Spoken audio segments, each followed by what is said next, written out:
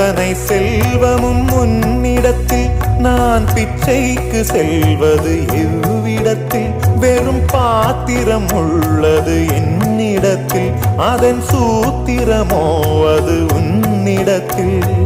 ஒரு முறையா இருமுறையா பல முறை பல பிறப்பெடுக்க வைத்தாய் புதுவினையா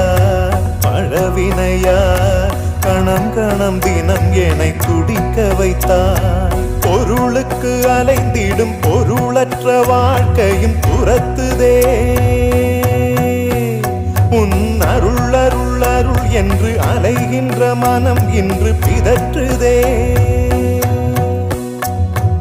அருள் விழியால் நோக்குவாய்